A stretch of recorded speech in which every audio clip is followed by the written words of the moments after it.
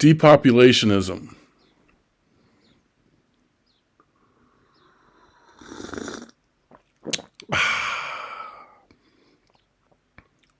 .com.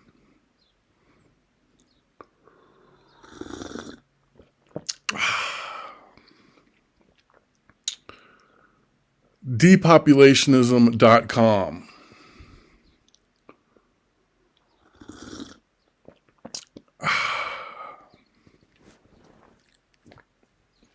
That's my new website. Please check it out. Thank you very much.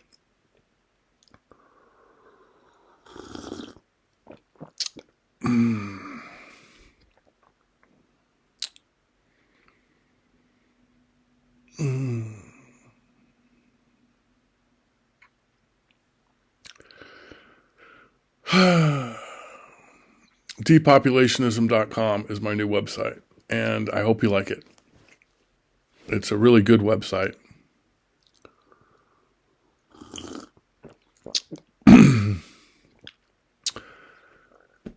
I created depopulationism.com yesterday to help me advance my depopulationism agenda. And to inform people about what depopulationism is, and to organize depopulationists around the planet into working together.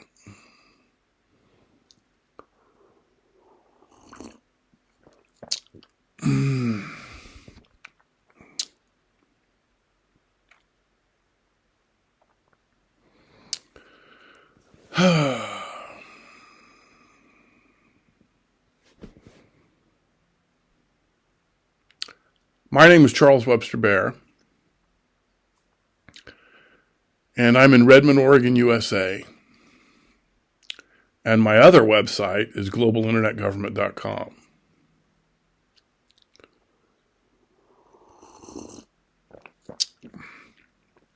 And today is May 14, 2023. Happy Mother's Day.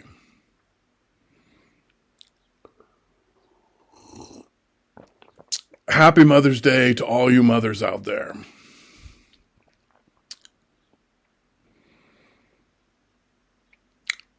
Mothers are the reason all of us are here. Mothers are the reason all of us exist. Mothers created all of us. Mothers are the best. They're the greatest. And thank you to all the mothers for doing a great job and being great moms.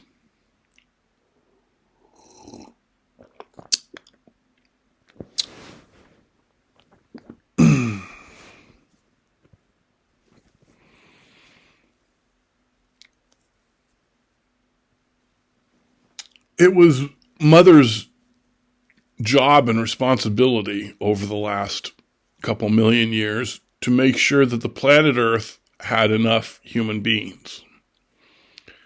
And mothers did their job.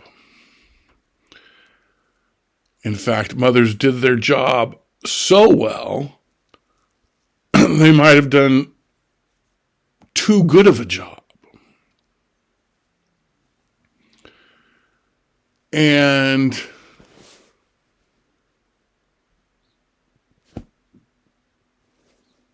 so now there's enough human beings on the planet, and now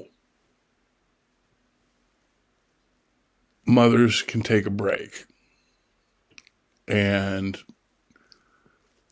females who are thinking of becoming mothers can now decide not to become mothers because all the mothers have already done their job for them.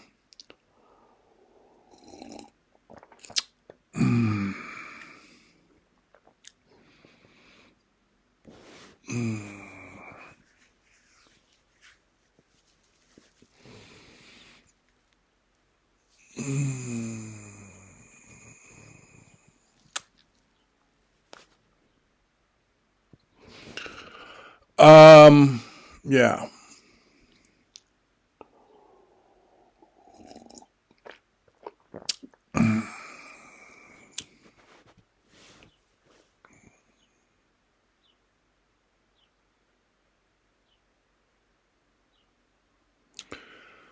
So I'm a depopulationist.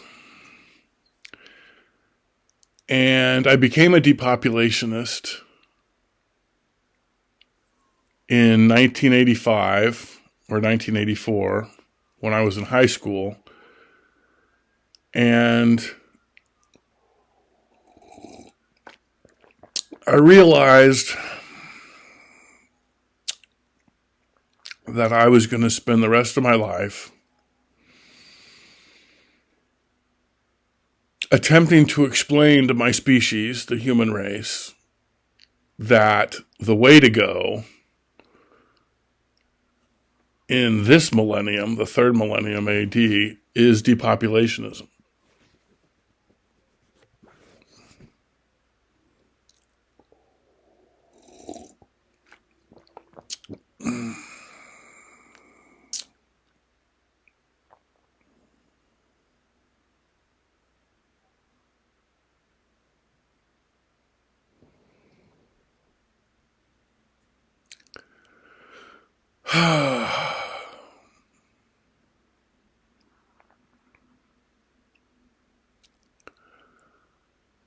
So depopulationism is a word, a big word. I don't know who created this word or when they created it. And it could mean different things to different people.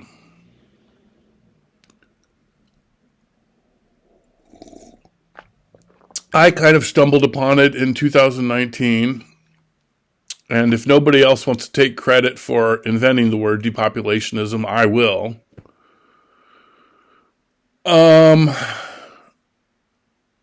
But it's important for this word to have a definition. Because if words have multiple definitions, then those words don't really mean anything. So it's important for the word depopulationism to have a very specific technical meaning, so there's no confusion about what it means. So I'm going to try to define the word depopulationism so that everybody knows exactly what it means and then can think about it and then can decide for themselves whether or not they are or are not a depopulationist, because it's an important decision. It's an important idea. It's an important concept. In fact, it's the only relevant issue on the planet Earth today. It's the only important topic on the planet Earth in this millennium. It's the only issue that matters. Everything else is just minor details.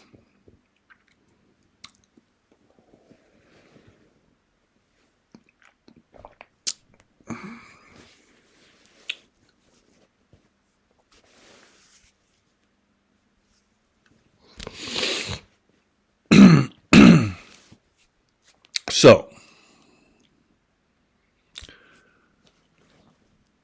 depopulationism means that it is illegal for any human being on the planet Earth to reproduce more than once for the first few centuries of this millennium.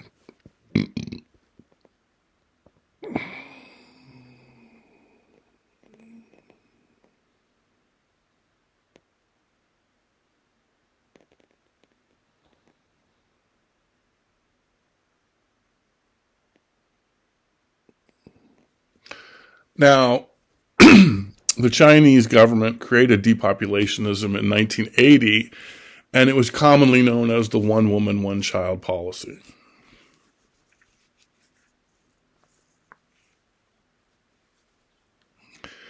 Now, when this happened, if the rest of the world said, oh, that's fantastic, we're going to do it too, then the population on the planet today would be about 4 billion or 3 billion people, and there'd be enough water and clean air and land for everybody to live happily ever after as they watched the human population on Earth continue to decline to a sustainable level, which is probably around 2 billion people.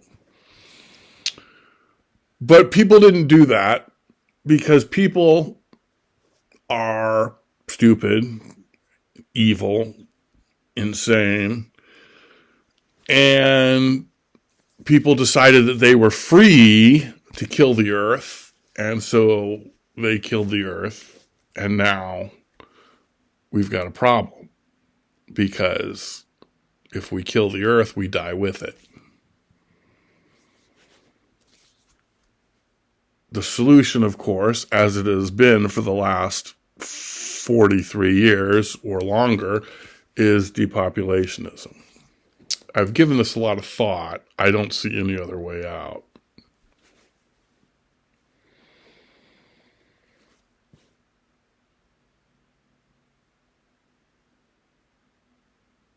So basically, in 1980, there was a line drawn. And the smart people were on the correct side of the fence, and they were called depopulationists. And everybody else was on the wrong side of the fence, and they were not depopulationists. And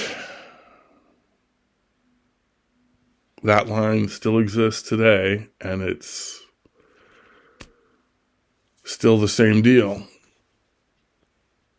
The smart people who want to save the planet and are part of the solution are the depopulationists, and everybody else is the stupid people who are killing the planet, and they're people who are not depopulationists.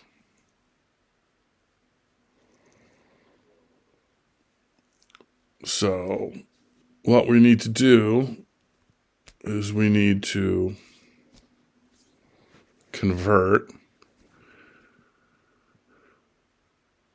the majority of humans to depopulationism. And we do that through discussion, communication, logic, common sense, political elections.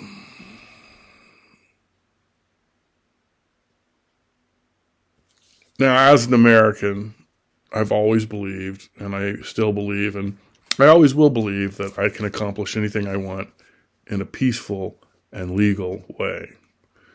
So that's how I roll. However, I'm sure around the world, eventually, things may become a little more crunchy.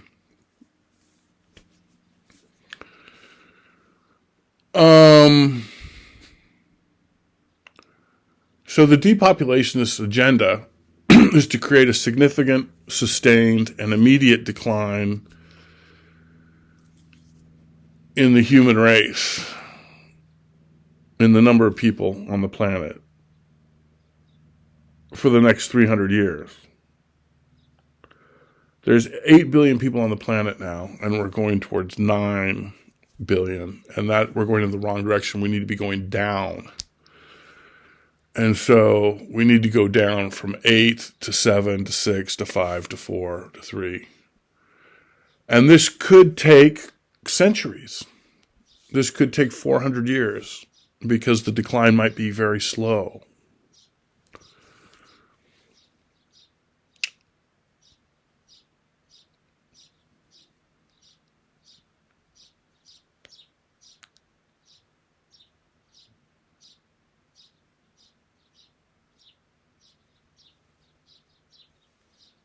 So what is a sustainable number of people on planet Earth? Well, nobody knows. It's the number for future generations to determine. I'm going to assume it's around 2 or 3 billion.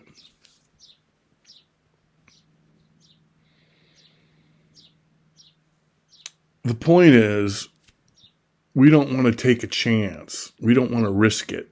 We don't want to roll the dice with the future of the human race.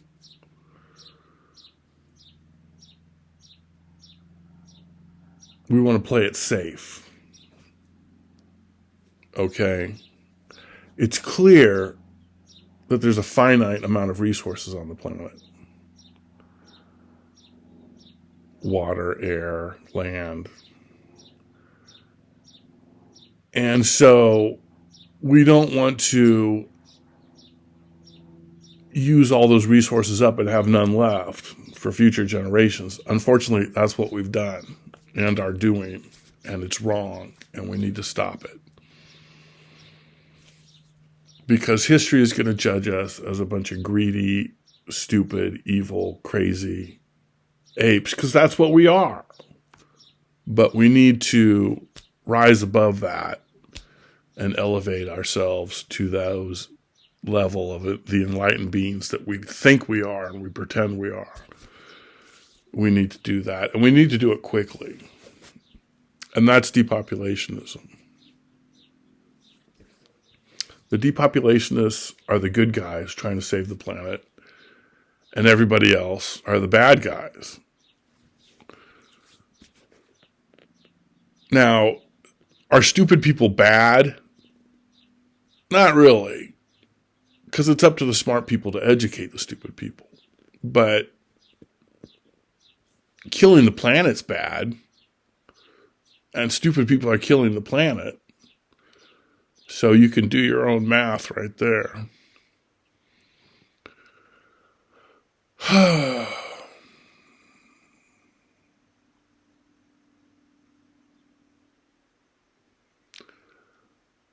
So that's depopulationism.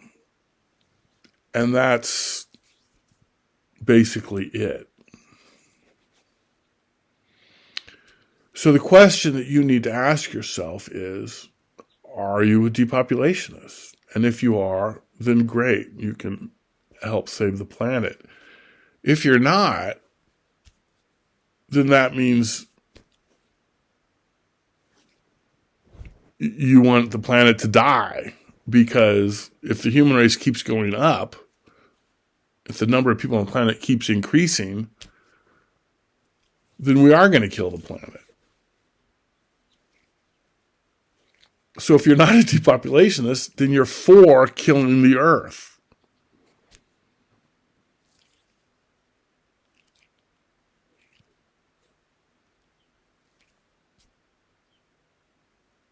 There's only two sides here.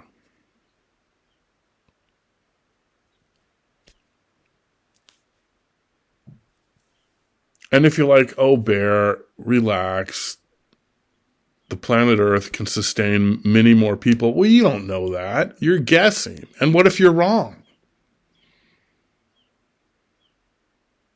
My whole point is we shouldn't take a chance. We shouldn't risk it. We should play it safe. And it's clear that if the number of people on the planet goes up, then the level of quality of life goes down.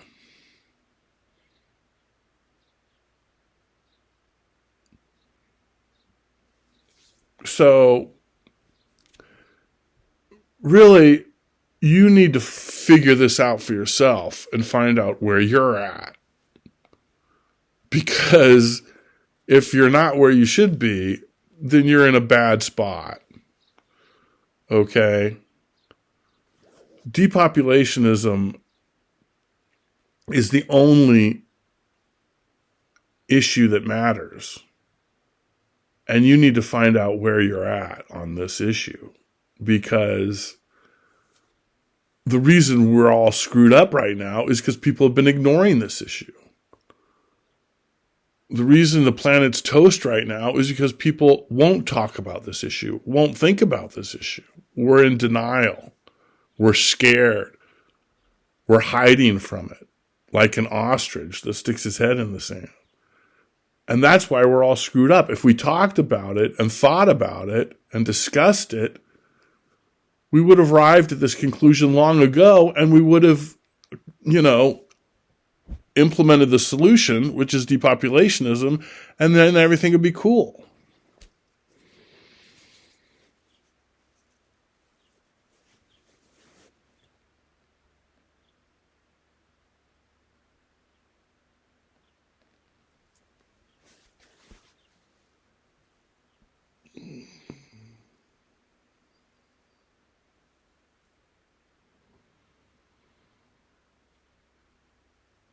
So that's depopulationism. And it's a global issue. And everybody's involved.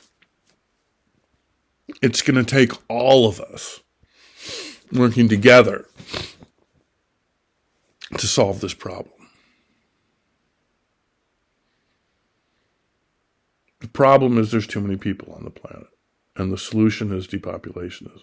It's the only fair way to do it.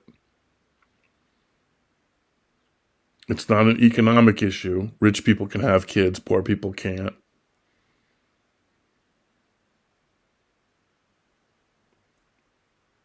It's not a race issue. White people can have kids, poor people can't, or black people can't, or whatever. It's not a religious issue. Christians can have kids, non-Christians can't. It's a human issue. All people are the problem, and all people need to become the solution. Okay? This isn't a gender issue, women, men. This isn't this is a human being issue. We all screwed up. We all need to clean up this mess. Okay? Everybody needs to pitch in. Okay? And clean this up.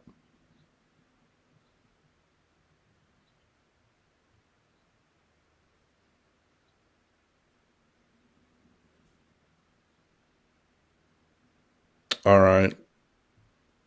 You can either have 0 kids, which is the correct choice, or 1 kid, which is the incorrect choice, unless you have twins or whatever. There's no third option. Okay?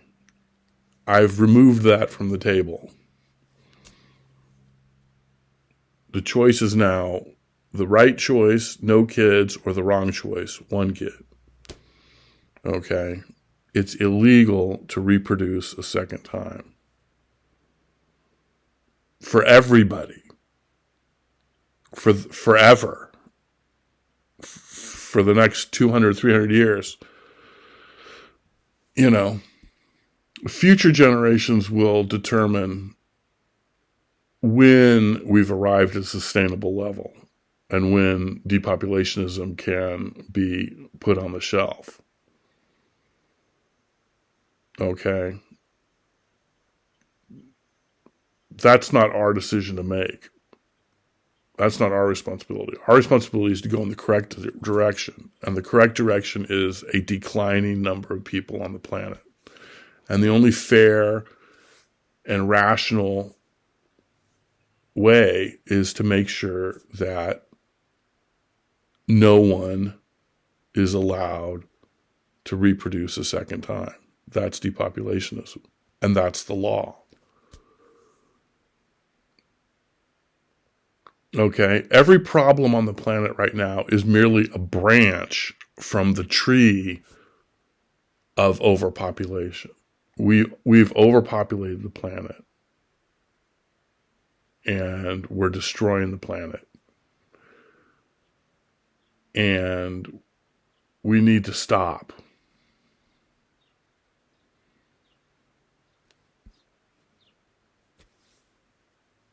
We have to stop. We have to go the other direction. The direction we're on now is a suicide course.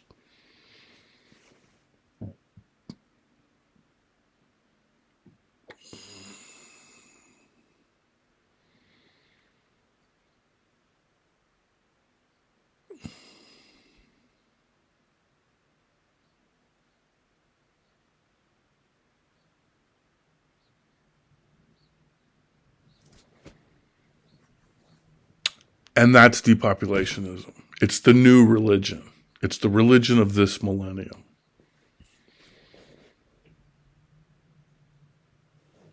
Join us. Be part of the solution.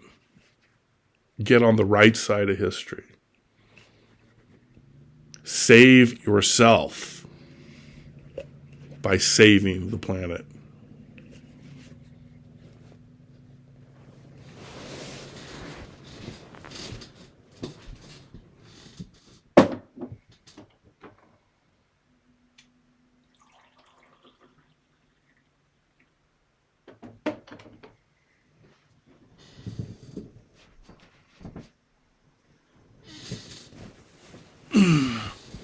So that's depopulationism, and that's depopulationism.com, my new website. Check it out. I hope you like it.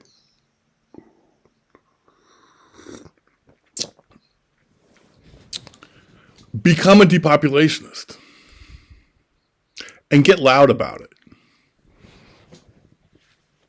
Tell everybody about it every day, all day. Only vote for candidates that are publicly depopulationists. Run for political office as a depopulationist.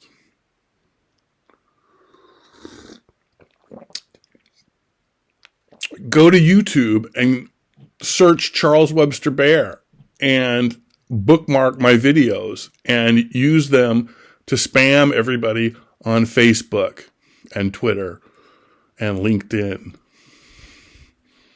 and other social media. Make your own depopulationist videos with your own opinions and views about depopulationism. Get active. Get politically involved. Get motivated. Get real. Get on it.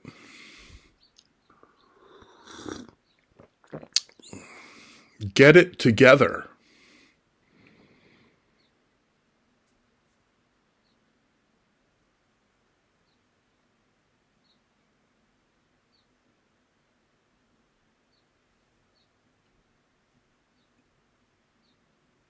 These are my feet.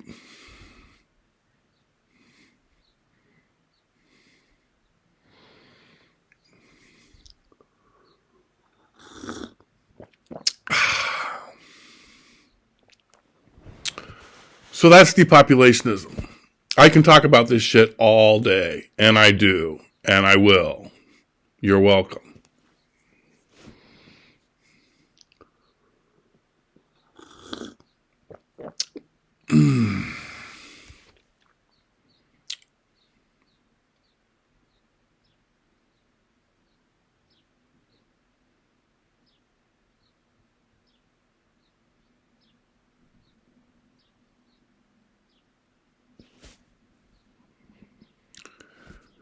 So depopulationism is the goal for the planet and the species. Us, the human race. Depopulationism is where we need to go, and we need to get there quick.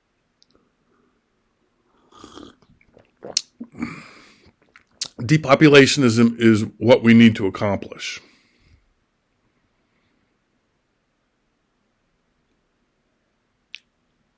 As a planet, together. So how do we do that? What's the plan? What's the game plan? How are we going to accomplish this goal? What's the map that's going to get us to this destination? Love? Yeah. For sure, man. Absolutely.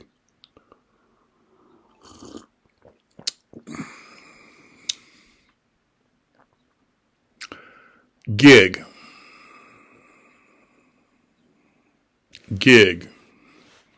Global Internet Government. I created global Internet Government in the year 2000 in the spring in Northeast Portland, Oregon, USA. Gig's a world government. And Now I'm going to talk about gig, okay? I talked to you about depopulationism. I explained to you what depopulationism is. I tried to encourage you to become a depopulationist. And if you are a depopulationist, great. And if you're not a depopulationist, then you need to think about it a little bit more. But if you are a depopulationist, then you're like, hey, man, how are we going to do this, man? What's the plan? How are we going to accomplish this? How are we going to make the world a depopulationist world? And the answer is GIG, Global Internet Government. It's a world government that I created 23 years ago. Global Internet Government. And, it's going to hopefully take over the planet eventually. And then we'll all be depopulation. Yeah, that's right. It's inevitable. It's destiny. It's fate. Unite the whole planet under a common goal.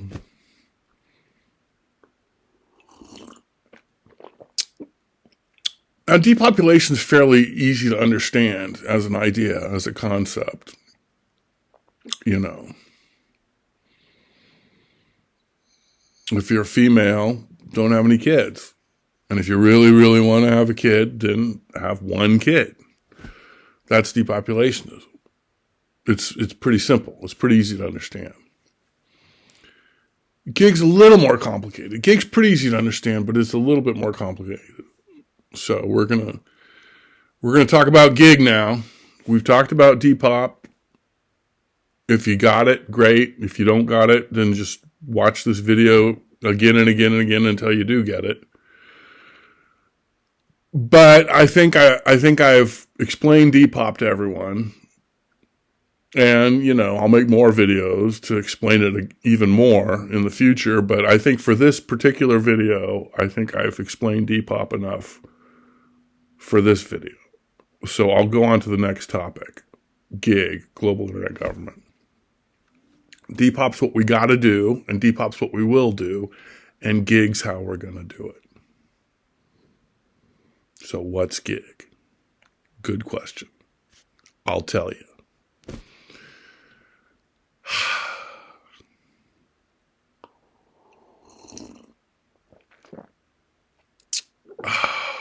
GIG's a world government.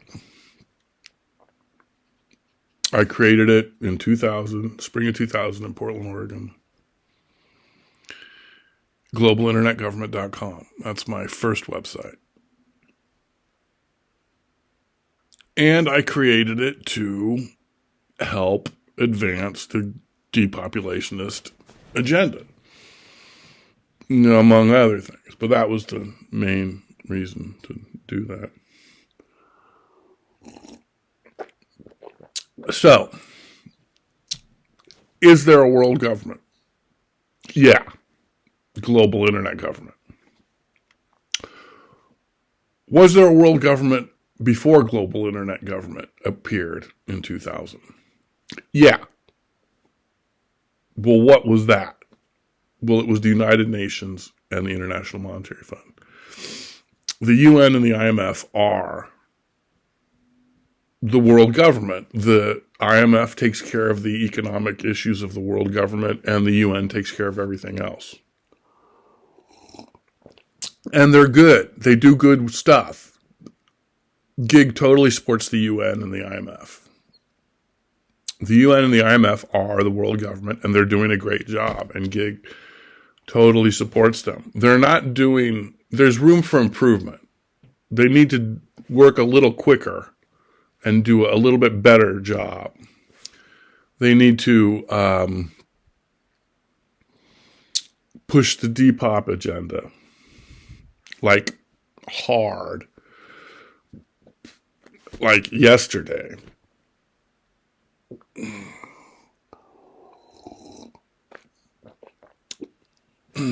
But GIG is going to help them out Gig's going to augment and assist the UN and the IMF with a very strong depop flavor.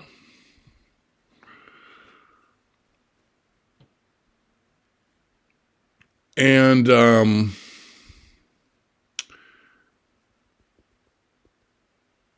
Gig's going to allow all people on the planet Earth to contribute to the world government, to participate in the world government, to understand the world government. Gig's going to make sure that everybody on the planet can be part of the world government and can see what it's doing in real time. 100% transparent.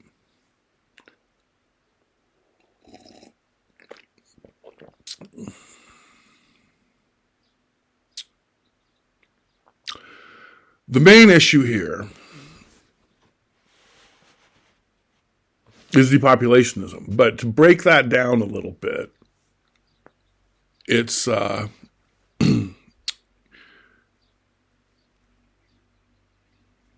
female reproductive rights.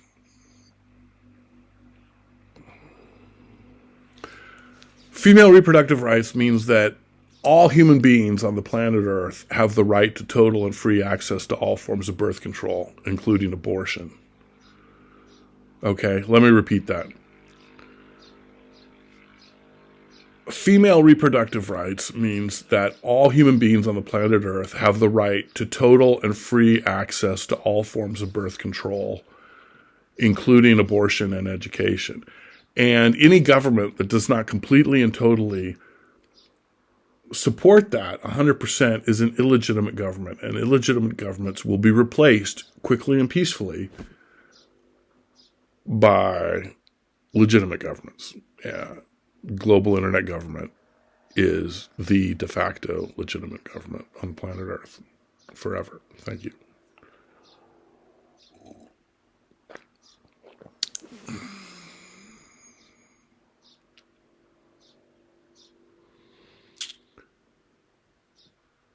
Now, global internet government supports freedom and democracy, freedom of speech, freedom of the press, democracy, all that, 100%, totally. But Gig is also good with the communists. I love communists. I probably am a communist. So I'm good with communists. It's all good. They're welcome to do their thing, and it's cool, man. It's cool. I'm an American. I'm for freedom and democracy and transparency and freedom of speech and freedom of press. Always have been, always will be. I'm an American. That's how I roll. But the commies, they got their own thing, and that's cool. I'm good with it. I like it. I dig it. We're fine. We're fine. So, one of the big inspirations for Gig was the European Union. The European Union is another world government. There's a few world governments out there, and the EU is certainly one of those things. Nations can choose to be part of the EU or not. If a nation is invited to be part of the EU, it can decide if it wants to do that or not. If a nation is invited by the European Union to become part of the European Union, it has to accept the rules and conditions, which is fine. And if it has an election and says, yes, we want to be in, it's in. And if it has an election and the majority of people say no thanks, then that's that. So that's how the EU rolls, and Gig rolls the same way. Every country on the planet Earth is invited to be part of Gig if they accept the conditions, and then they can have an election. And if the majority of people say we want in, they're in. And if the majority of people say no thanks, then they're not in. And if you're in, you can have a vote to get out. Just like the European Union. Just like the EU. Gig in the EU is the same thing. The European Union is available to Europe and Eastern Europe, maybe eventually whatever's left of Russia. But gig is available to everybody. Every nation, every country can be part of gig if they want to be part of gig. And if it's a communist country, then maybe they don't. They can choose to be in or out. Their government can choose to be in or out. Whatever. This is I'm very able to work with all dictatorships and whatever the fuck is out there. I'm very flexible. It all comes down to money anyway. So I'm very, very flexible with letting people in and out of gig. Dig.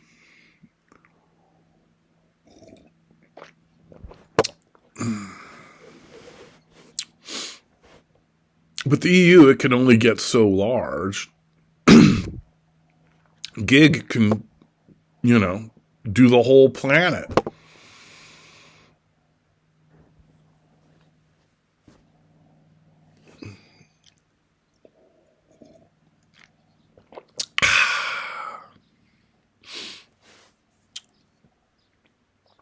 I look at it this way. The United Nations and the International Monetary Fund are like the U.S. Postal Service. They're good. They're great. Love them. But gigs like FedEx, it does the same thing. It just does it a little bit better. Now, you got to pay extra, but apparently people are willing to do that. People are willing to pay extra for speed and reliability, and that's where gig comes in. We can get shit done quicker and better.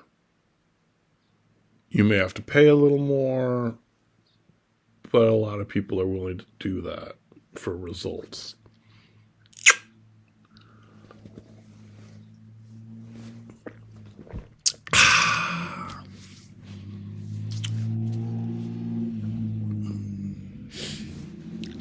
Another thing about gig is it doesn't have any money. It only provides information. There's no cash going anywhere.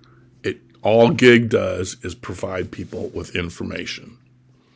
That's it. There's no money. It's just information. 100% transparent information.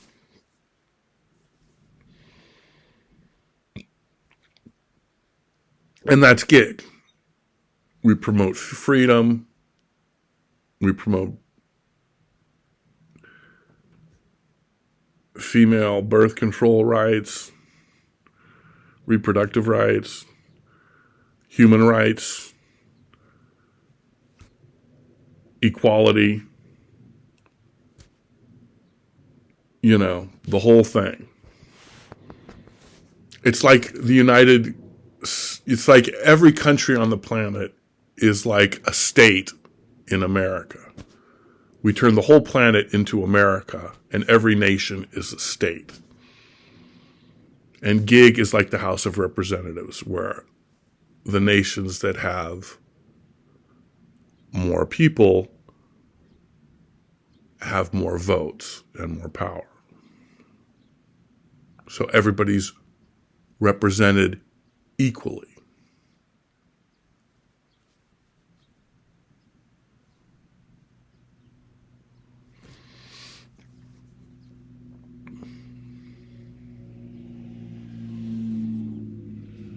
But just like the United Nations and the International Monetary Fund deal with every country, regardless of their economic or government ideology, so too does gig deal fairly and transparently and equally with every country, regardless of their economic or political ideology.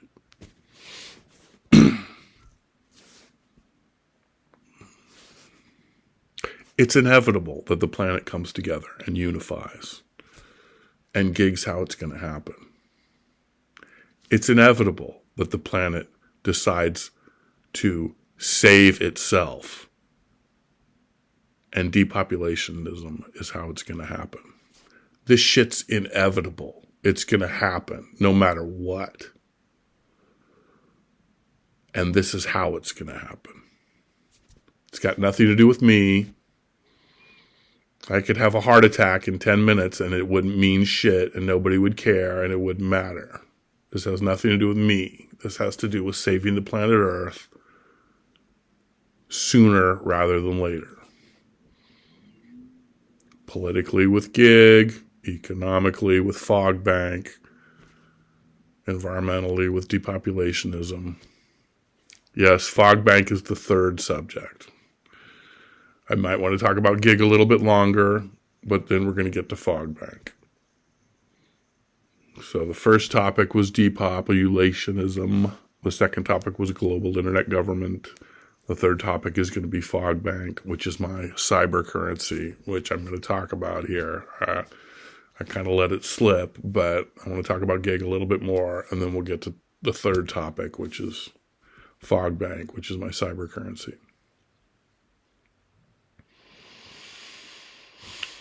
So gig.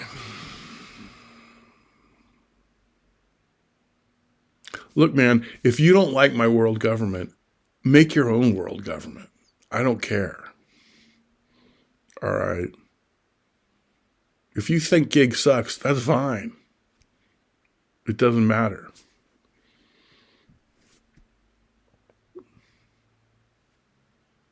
Gig's the deal. Depop's the deal. I mean, gig already exists. The United Nations and the International Monetary Fund are American, and they've been running the planet for the last 60 years. That's reality. Gig just fine-tunes it a little bit and simplifies it so everybody can figure out what's going on. And, hits the gas.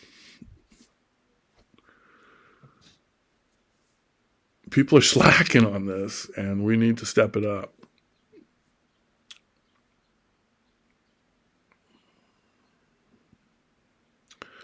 So that's global internet government.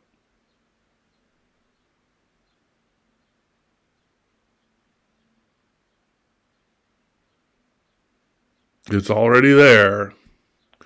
We just need to give it a big hug. It's right there. We just need to pat it on the head and say, that's a good world government. Good world government. Who's a good world government? Who's a good world government? Gig's a good world government. All right. Okay. Fog bank. So, fog bank. I created fog bank in October 2019 in Santa Cruz, California, on the beach.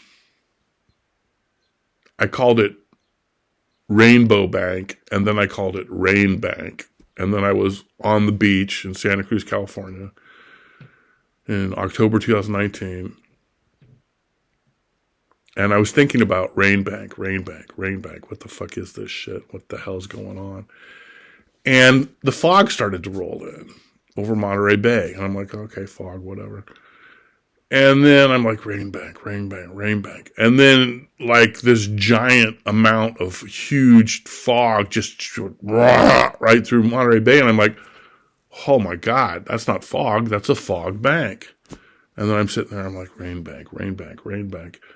And then I'm like, Rain Bank, fog bank. Well, there's no such thing as a rain bank, but there is such a thing as a fog bank. So that's how I got the idea for fog bank. But yeah, so anyway, fog bank's my cryptocurrency. It's 100% transparent. And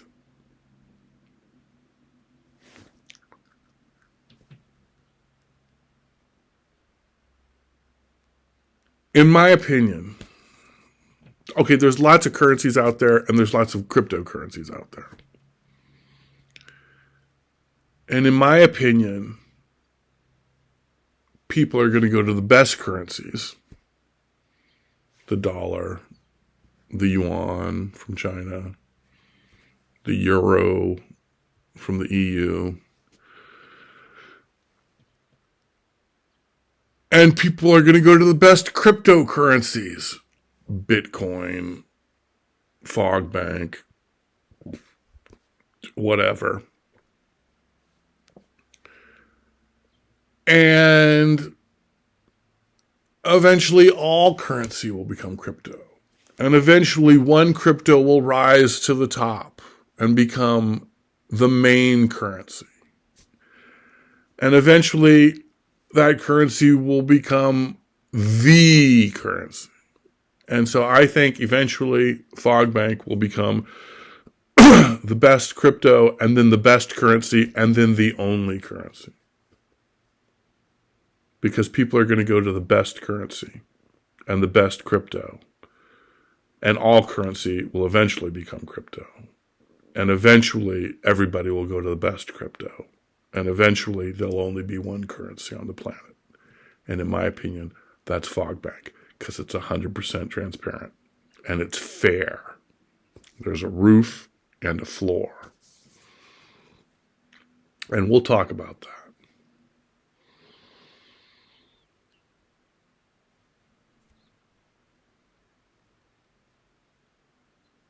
Fog Bank. Now, every currency and every crypto has a unit of currency. And the unit of currency of Fog Bank is the Fog Buck. Fogbuk.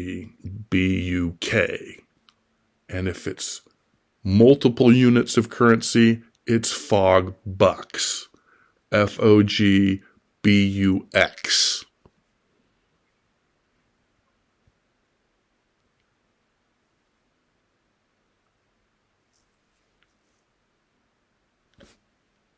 Every Fog Buck costs 1 American penny, 1 cent. You can buy as many Fog Bucks as you want, up to $1 billion American dollars. That's the roof. You can't have more than $1 billion American dollars in Fog Bank currency.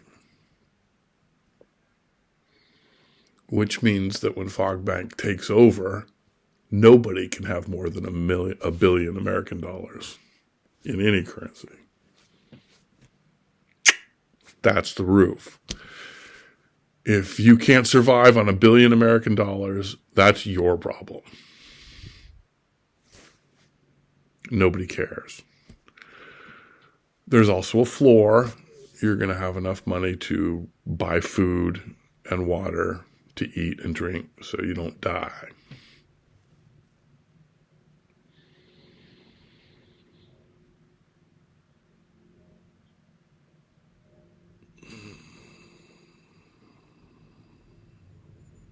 Okay, so anybody can buy as many Fog Bucks as they want for 1 penny each. Up to $1 billion American dollars. That's the roof. Can't go through the roof. I mean, you can't. Well, no, you can't. I mean, you can, but not with Fog Bank. So Fog Bank's fair. It's the clean currency because it's totally transparent, and it's the fair currency because you can't have fucking multi-billionaires running around talking shit. And that's why it's the best currency. And that's why everybody's going to go to the best currency. There's no corruption. There's no hacking. There's no tax evasion, because every unit of currency, upon its creation, has an individual Fog Buck number. And everybody on the planet Earth can track every unit of currency in real time, including the entire history of that currency. So you can not only track where it is, you can track where it's been forever. Every Fogbank transaction has a unique Fogbank transaction number. So every transaction can be accounted for by everybody online in real time. So you can see where every unit of currency of Fogbank is in the present tense right now, and you can see where every unit of Fogbank currency has been since its creation. Total transparency. Fogbank is the first and only completely transparent crypto. There's no dark money. There's no hiding the money. There's no laundering the money. It's totally clean. Totally transparent.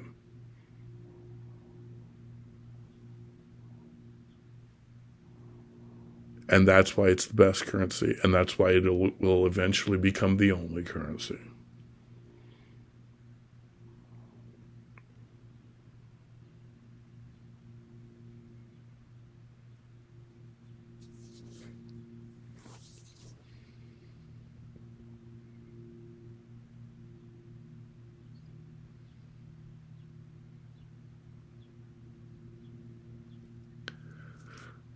And Gig and Fogbank are two separate things.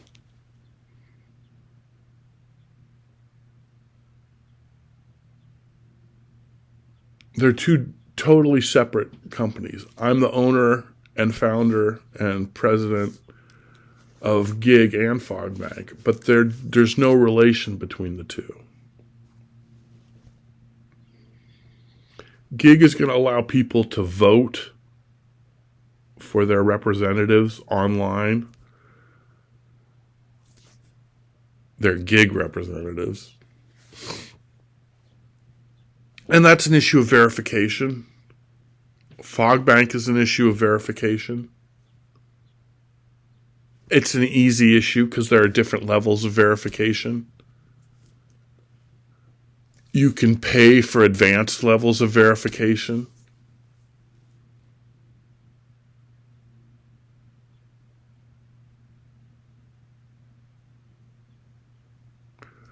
However, in 2055,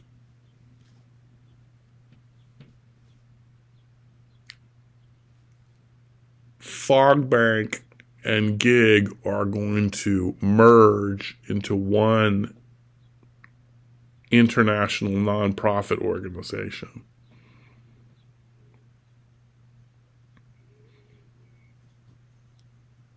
And if I'm alive in 2050, I might pull the trigger 5 years early. And if I'm alive in 2045, I might pull the trigger 10 years early. But if I'm dead in 2044, then this merger will not take place until 2055. So if you want to speed the process up, don't shoot me in the head.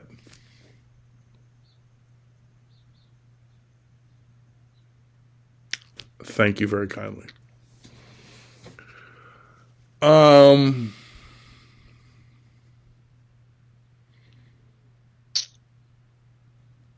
So that's Fogbank, that's Gig, that's Depop.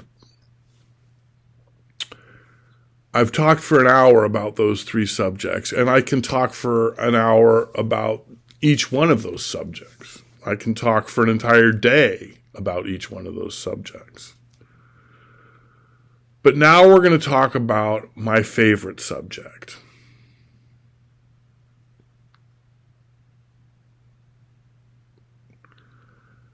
And my favorite subject is me. And before we do that, I'm going to get some more coffee and take a little intermission. Be back in a minute. Oh, God damn.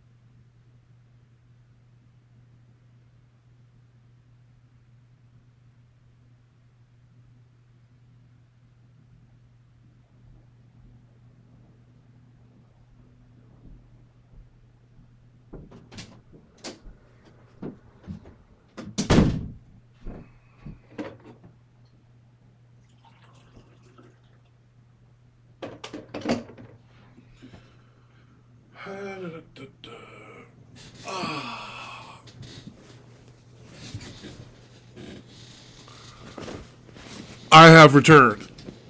And who the hell am I? Well, I'm Charles Webster Baer. Now, what does that mean? Not much, apparently.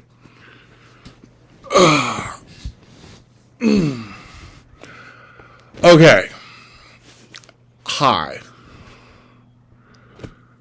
My name is Charles Webster Baer.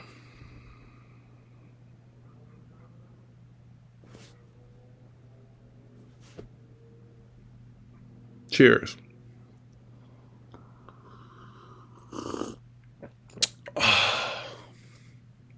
Decaf.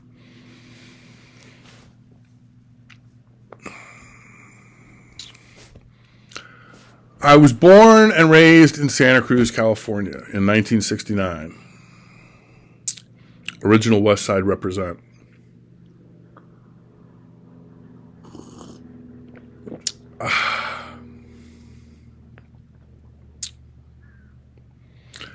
Then in 1979, I was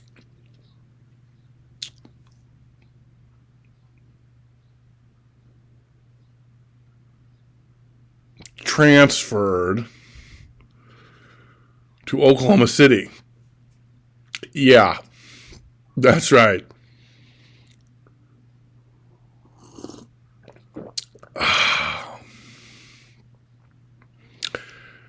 Then in 1983, I decided that I was going to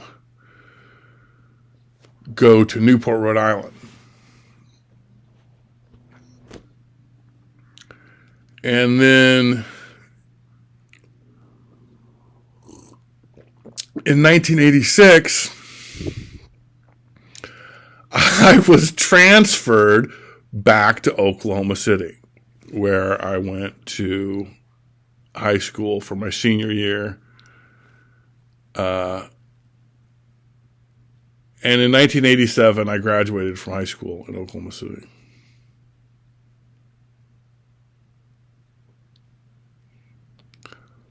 Oklahoma City, OKC. Go Sooners.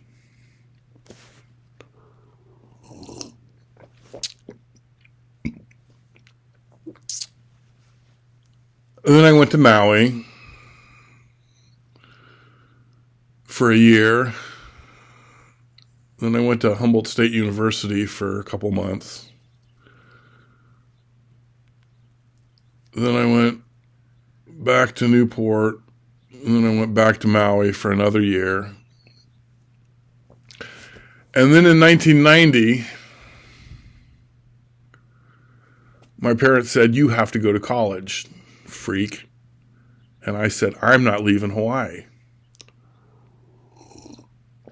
So we compromised, and I went to college in Hawaii at Hilo on the Big Island from 1990 to 1994. And then I graduated in December 94 from Hilo.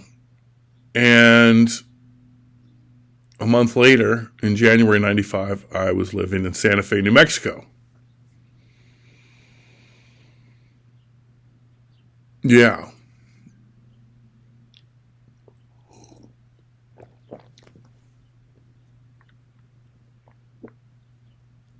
And I lived in Santa Fe for 3 years, and I lived in Albuquerque for a year. And then in 1999, I moved to Portland, Oregon.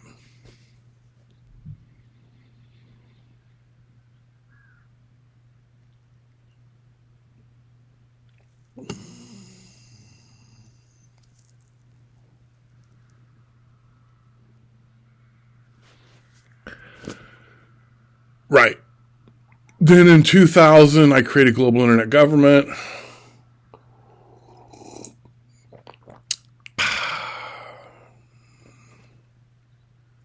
And then in 2007, I moved to Bend, Oregon. And in 2014, I moved to China for 3 years to teach English. And then in 2017, I moved back to Bend. And then in 2019, I moved to Redmond, Oregon. And I'm still in Redmond, Oregon, because Redmond, Oregon kicks ass.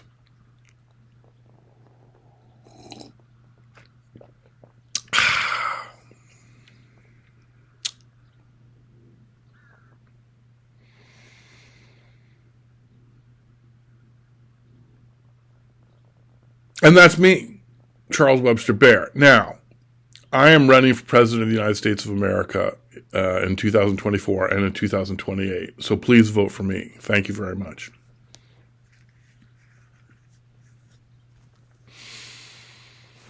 I'm running as a libertarian, which means I'm for less government and more freedom.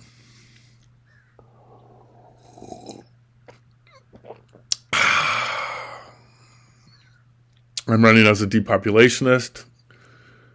So I would certainly, if elected President of the United States of America, depopulationism would be my number one agenda for America and for the planet. Now, depopulationism and gig and fog bank are good as private businesses, are good as capitalist cash cows, and that's cool. Depopulationism as a concept, global internet government as a business, as a company, fog bank as a business, as a company, as a capitalist, greedy, money grubbing,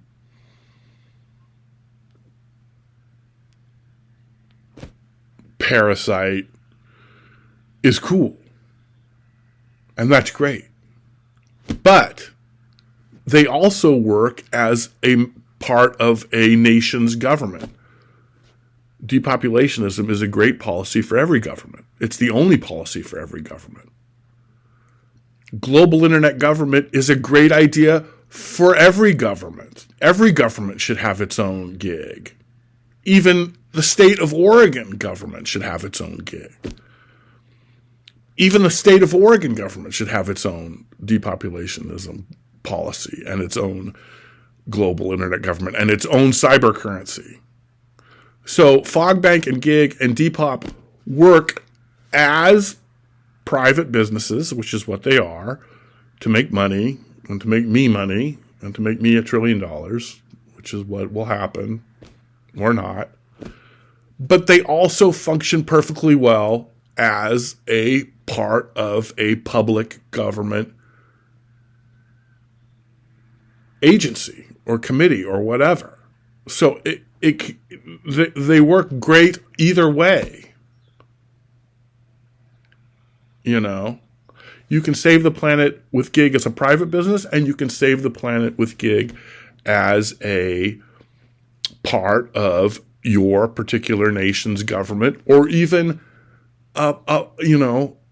Arkansas can have its own Gig and its own fog bank that's completely run by the state government of Arkansas.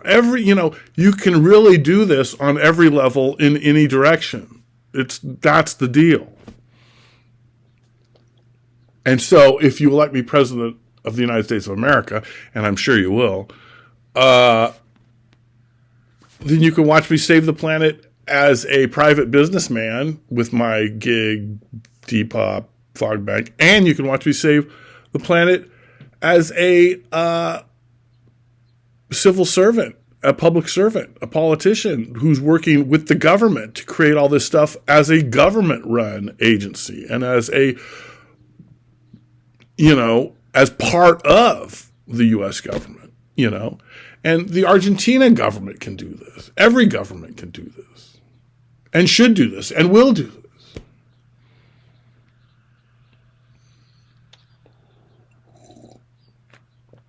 Anyway, please vote for me for President of the United States of America in 2024 and 2028. And if I lose one or both of those elections and I'm alive in 2032, I'll be running for president in 2032 or maybe 2036. Basically, I'm running for president of the United States of America for the rest of my life, or until I'm elected to a second term. That's the deal. I've been running for president of the United States of America since I was 10. The fact that at that time I was too young didn't seem to bother me.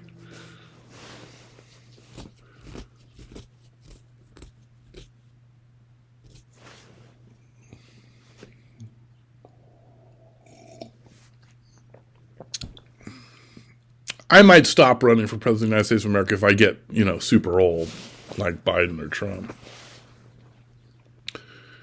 Because that's just not, you don't want to be running for president when you're like 70, whatever.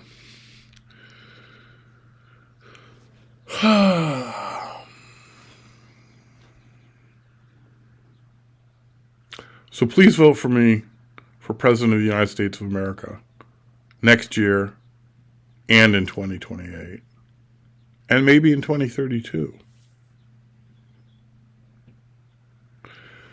Because it's time for real leadership. You know what I'm saying?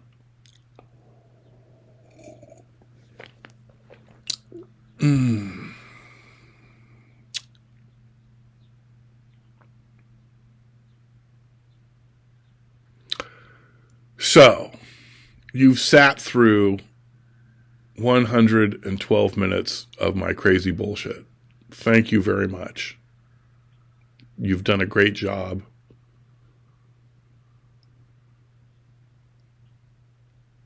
At this point in time, I figured that I was going to start with the history of the universe. Because this video is like everything in the kitchen sink. So I'm just going for it. This is the longest video I've ever made, and I've made hundreds of videos. So, why not? Why not just, fuck it. I'm going to do the history of the universe. I've talked about what's important to me, Depop. I've talked about what I do, gig. I've talked about, buying the solar system with Fogbank. I've talked about me and my life and my political aspirations. So now I'm going to talk about everything, the history of the universe, past, present, and future. Where we start out as fish and we evolve into apes, and then we evolve into robots, and then the robots colonize the universe in 3 billion years. Yeah, that's the history of the universe. I left a few things out.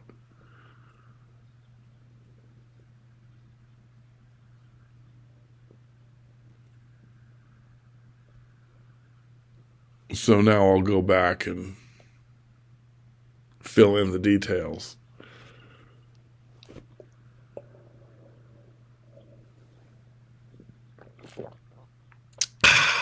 Man.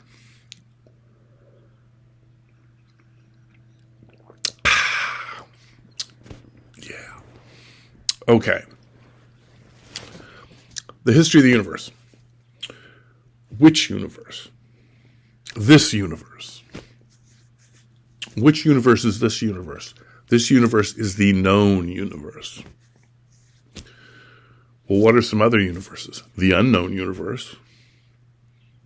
Anything else? Parallel universes. How about the non-universe? The non-universe is what exists if the universe doesn't exist. And then, that's a Buddhist thought process, actually, and I'll get to that. But what about the void? What about nothing? What about what's out there past the universe? What about that? Nobody thinks about that. Nobody talks about that. That's where it all takes place. That's the whole deal, and people just ignore it. Anyway, I don't want to get too deep in the weeds here. We'll go back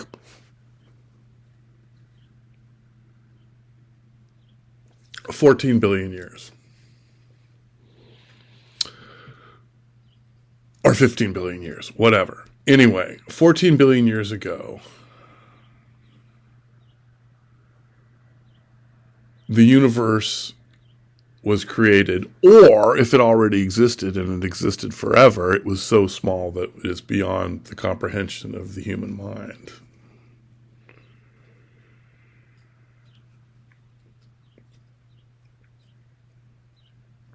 See, humans can't comprehend infinity because we think in straight lines and everything's actually curved.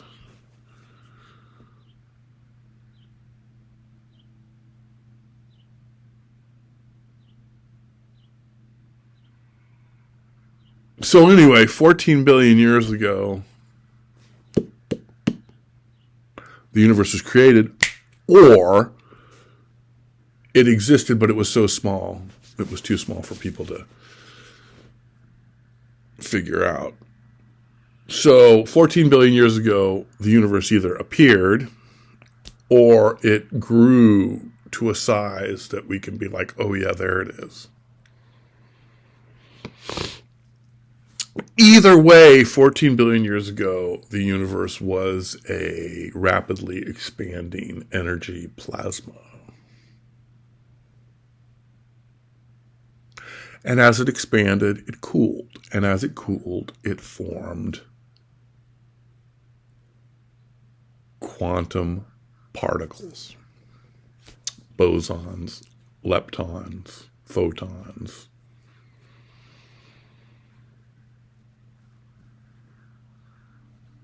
And as this energy plasma of quantum particles expanded and cooled, it formed subatomic particles.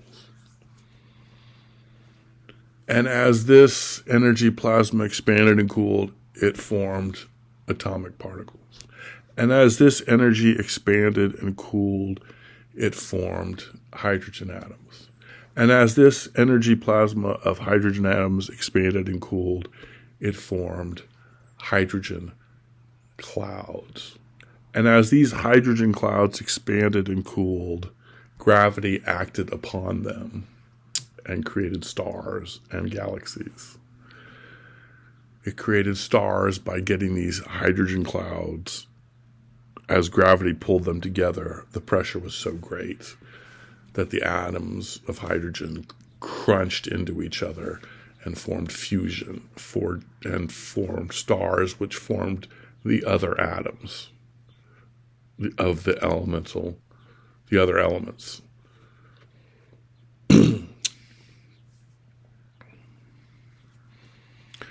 And that's how the universe was created.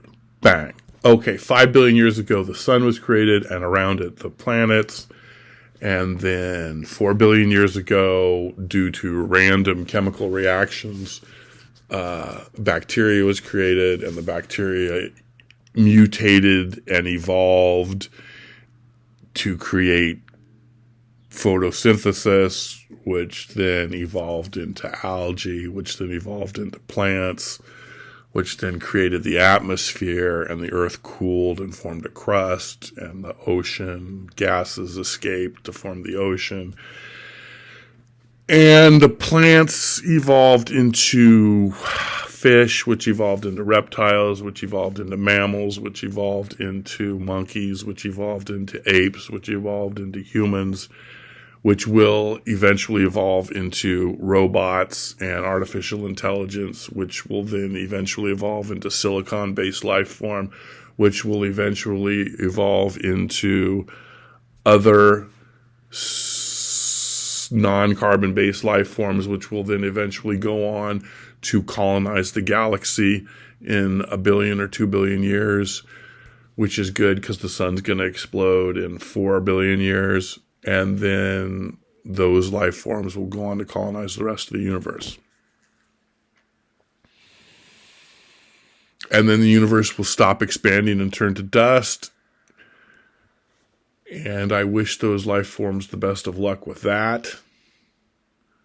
and then the universe may contract and start the whole freak show all over again, which would be one hell of a show.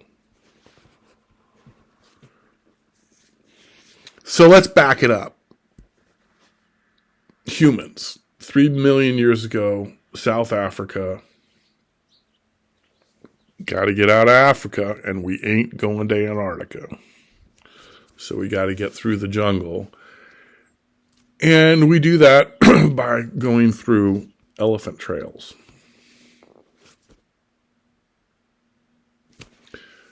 So we bust out of Africa through Egypt about 200,000 years ago.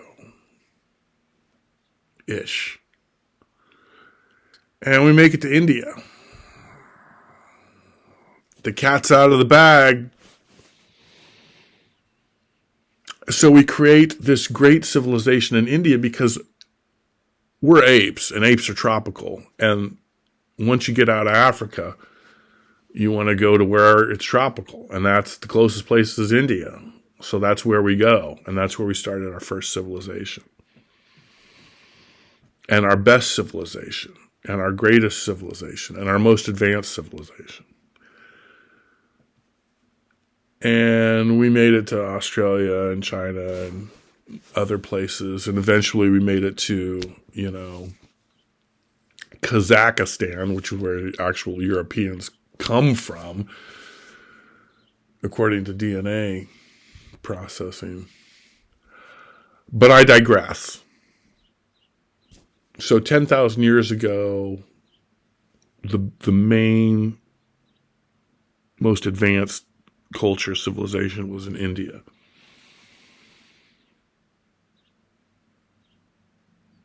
And they traded with the Middle East and the Mediterranean, and they traded with the Far East and, whoever was hanging out over there, the Asians. And this was where, India was where everything was going on, because they were in that, spot where they could, basically communicate with the whole world, because, they were in the middle of it. So 2,500 years ago, some cat named Buddha was born in Nepal, and he travels down to India, and he gets all philosophical.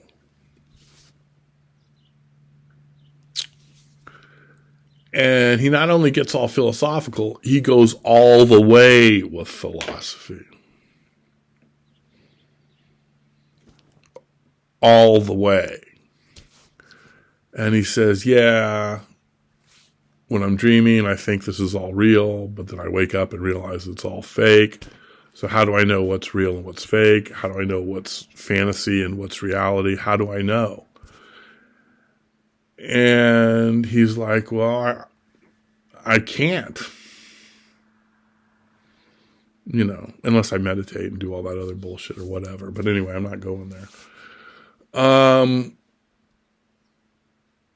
So he says, okay, well, there's two options. The universe exists and the universe doesn't exist. If the universe does exist, great, let's party. If the universe doesn't exist, then what the hell am I?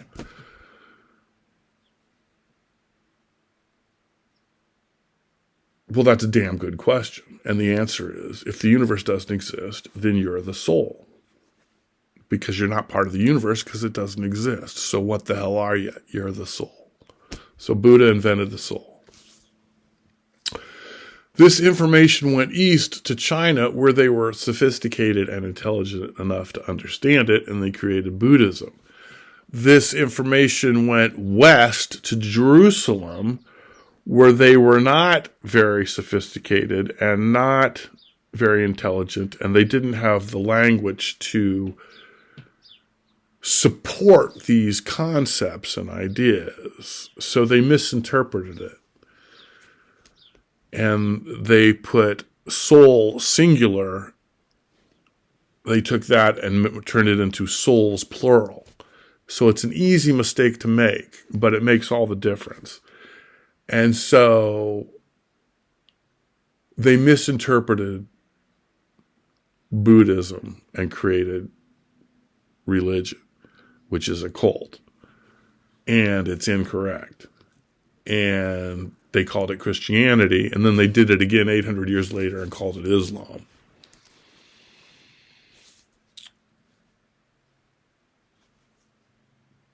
Now, if I want to be polite and politically correct, I'll say that religion is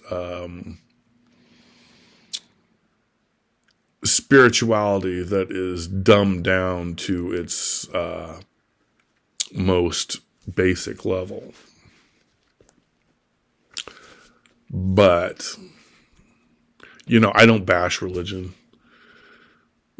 People can do and think whatever they want. So I'm not going to get into that mud pit. But anyway, so that was what happened. And according to me, I could be wrong. So then we went into the Roman Empire, which took so basically the Greeks invented Western civilization in 2,500 years ago. And it was some good shit. It's still around. I mean, the Greeks created the foundation of Western civilization, and we're still there. And that's cool. Anyway, the Romans ripped off all those ideas from the Greeks, and they created the Roman Empire and went into Europe and established Western civilization. And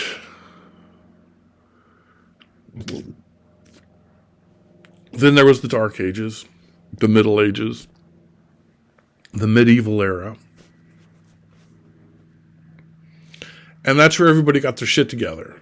Language, government, blah, blah, blah. And then they created technology and the Industrial Revolution and the Renaissance. And then they went over to the New World and created America, and it was like, oh, freedom and equality and democracy. And then there were a few wars. And then we got to 1980 and depopulationism. And then we got to the year 2000 and global internet government. And then we got to the year 2019 and fog bank. And then we got to the year 2023 and depopulationism.com. And I'm pretty sure we're going to get to the year 2024, where I'm elected President of the United States of America for the first time. And then we'll just keep on rolling. And that's all I have to say. An hour and a half. And I don't have anything more to say except thank you very much for watching. Please share this video on your social media. Please create your own video where you talk about your own personal opinions on these and other subjects. And thank you very much. Have a great day. Happy Mother's Day to all the mothers out there. We love you very much, and you're the best. And peace and love. And keep it real, and adios. I want to go over an hour and a half. And I'm going to go over an hour and a half. Never before have I gone over an hour and a half. I'm now over an hour and a half. So the next step is to go over 2 hours, but not today.